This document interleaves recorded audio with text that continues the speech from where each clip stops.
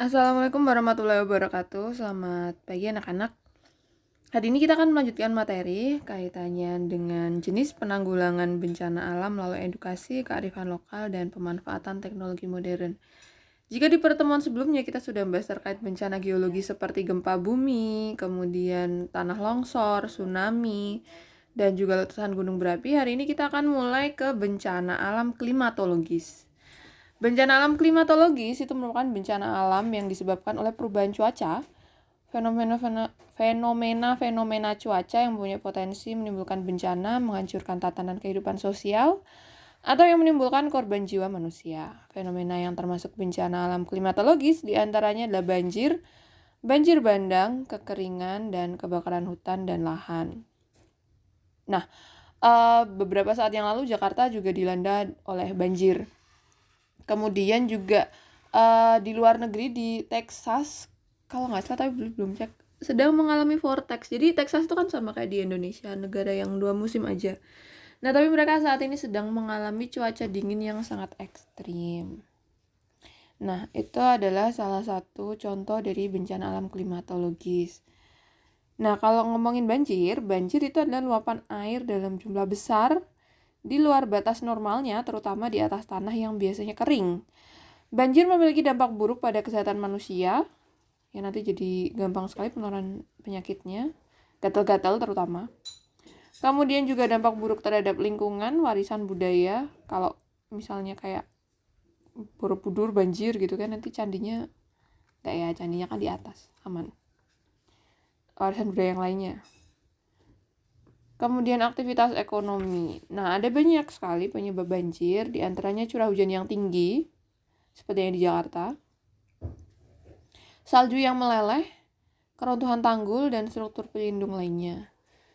Nah, tetapi tidak hanya itu saja, tetapi tentu ada pengaruh dari aktivitas manusia seperti pemanfaatan dataran banjir untuk permukiman dan industri. Jadi, kanan kirinya sungai itu disebutnya sebagai dataran banjir atau floodplain.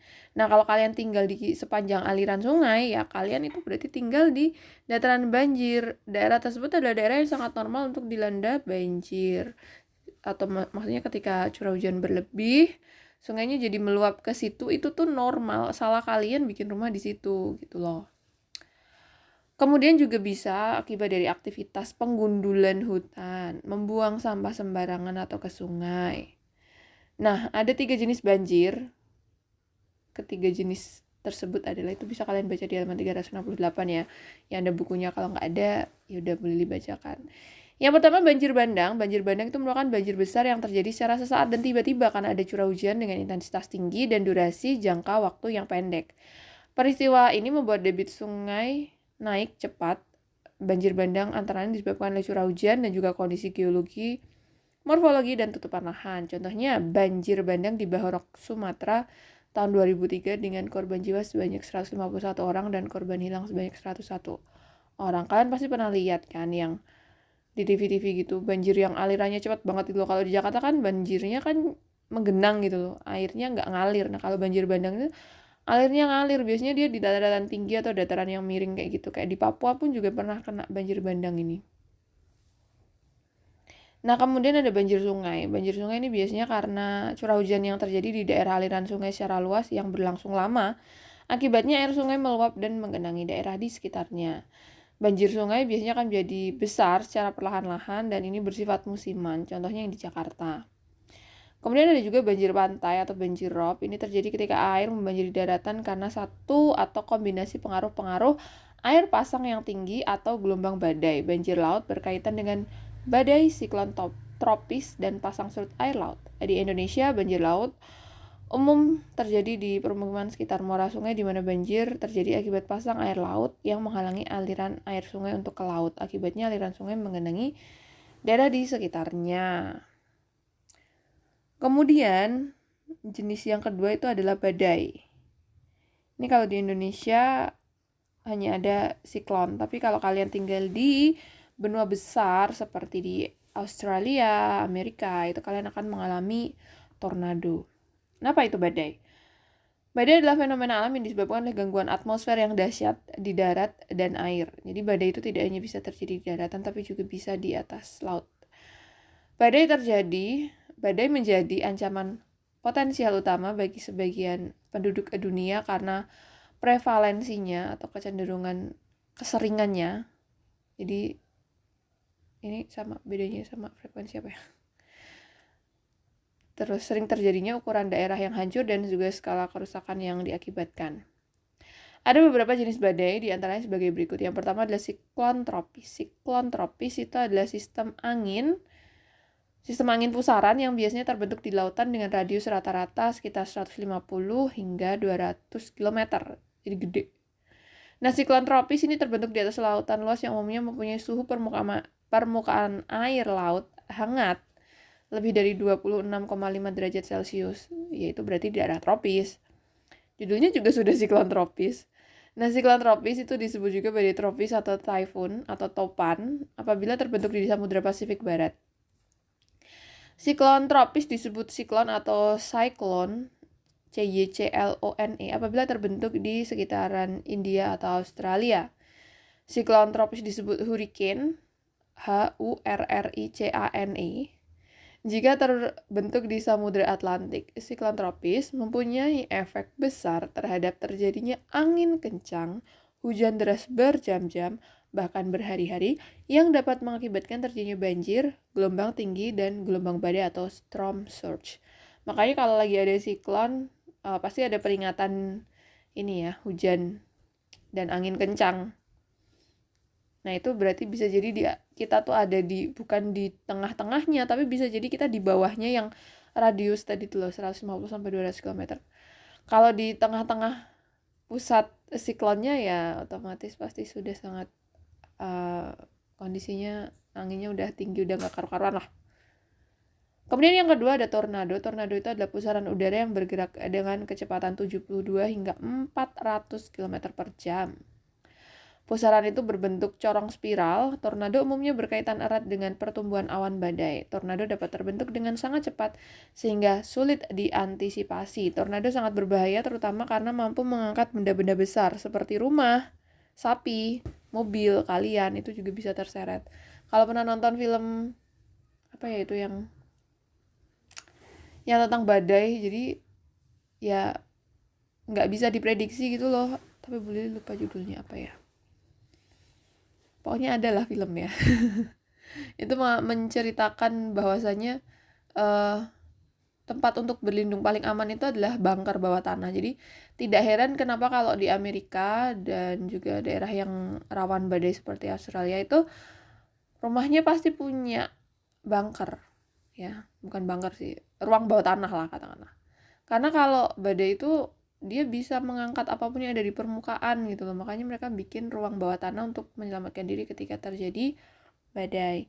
Terjadi tornado. Nah, tornado ini terjadinya di daerah-daerah lintang sedang, tidak akan terjadi di Indonesia. Tapi wallahu alam kalau memang sudah masanya kiamat ya mungkin bisa saja terjadi di Indonesia. Nah, tornado ini akan menjadi sangat berbahaya seperti yang kelihatan di gambar ini. Ketika dia melewati atau melintasi daerah yang terbakar, sehingga dia akan sangat mudah untuk berubah menjadi tornado api ya, gambar kanan atas. Tornado itu juga tidak terjadi satu-satu, tapi bisa langsung 2, 3, 4, atau bahkan yang digambar ini langsung 7. Pokoknya sangat mengerikan ya, kayak gambar kanan bawah tuh, rumah versus tornado. Ya nauzubillah minzalik, gak pengen ketemu. Udahlah tinggal di Indonesia aja. Walaupun bisa hilang dalam waktu 3-5 menit, cuma serem aja lihat kayak gitu, angin berputar-putar kayak gitu. Nightmare, lebih buruk banget. Nah, ini banyak nih di Indonesia nih kali ini nih. Kekeringan merupakan fenomena atau kondisi ketersediaan air yang jauh di bawah kebutuhan air untuk hidup, pertanian, lingkungan, dan lain-lain. Disebabkan oleh penurunan curah hujan alami selama periode waktu yang lama. Kekeringan itu dapat dikelompokkan berdasarkan karakteristik dan dampak yang ditimbulkan.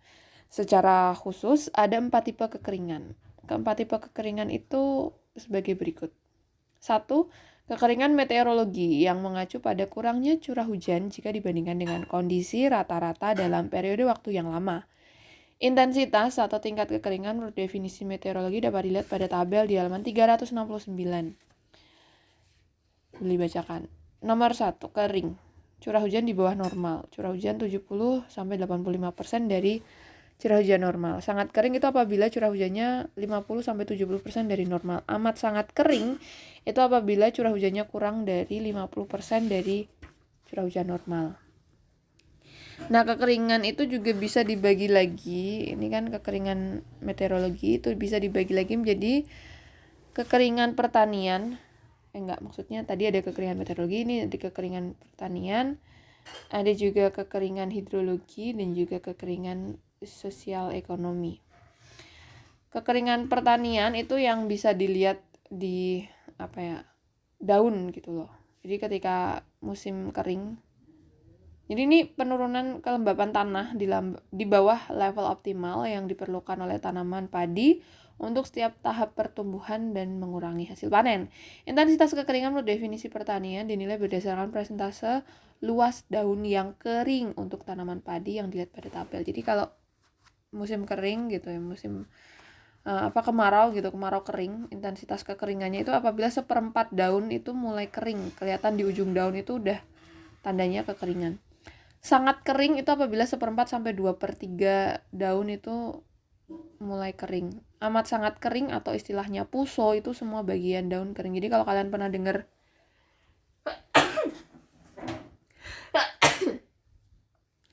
dengar istilah puso itu berarti tanaman padi itu daunnya kering semua, bukan menguning lagi ya, tapi udah benar-benar kering crispy gitu mungkin.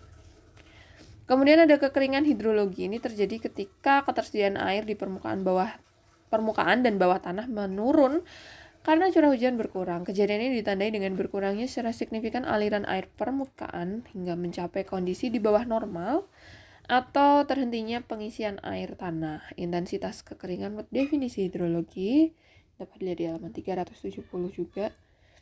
Itu yang pertama, kering itu apabila mencapai periode ulang aliran periode 5 tahunan. Sangat kering mencapai periode ulang aliran jauh di bawah periode 25 tahunan. Amat sangat kering mencapai periode ulang aliran amat jauh di bawah periode 50 tahunan. Ya itulah. Hanya untuk informasi saja, kalian kalau nggak paham kayak, apa sih Bu kok ulang aliran amat jauh? Kalau kalian nggak paham nggak apa-apa. Intinya, di bawah lapisan air tanah kita ini kan, ada lapisan air tanah. Nah, apabila itu habis gitu kan, baru bisa terisi lagi selama 5 tahun itu berarti kering. Habisnya sampai 25 tahun berarti sangat kering. Habis sampai 50 tahun itu amat sangat kering. Tapi kayaknya belum pernah sih kalau yang amat sangat kering. Tapi kalau di Jawa ya, kalau di pulau lain nggak tahu.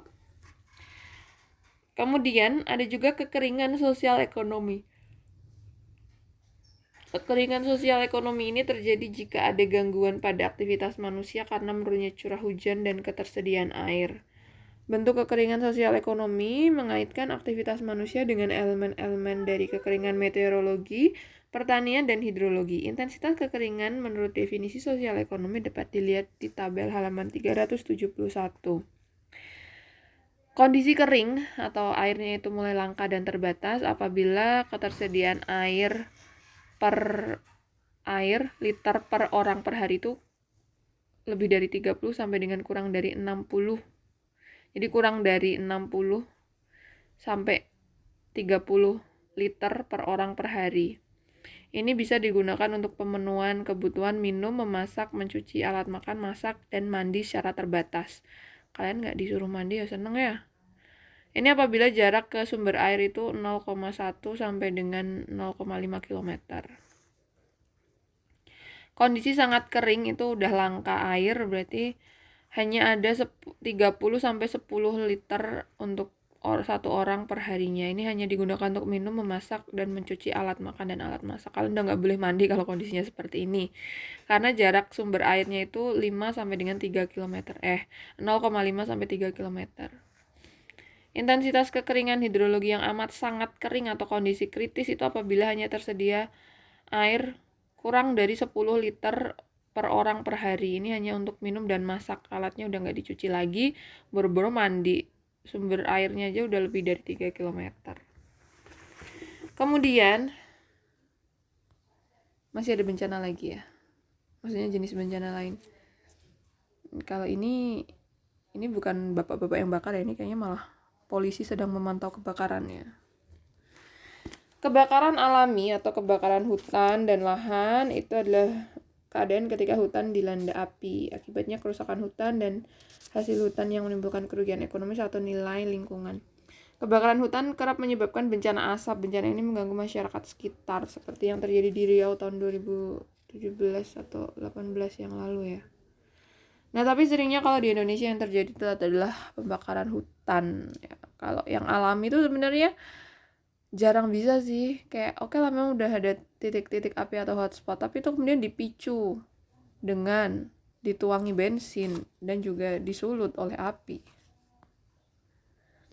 Belum selesai, masih ada bencana alam ekstraterestrial. Bencana alam ekstraterestrial merupakan bencana alam yang disebabkan oleh gaya atau energi dari luar bumi. Makanya Bu Lili nggak bisa kasih gambar di sini. Kalau gambar mungkin hanya ilustrasi ya. Bencana ini terjadi ketika asteroid, meteoroid.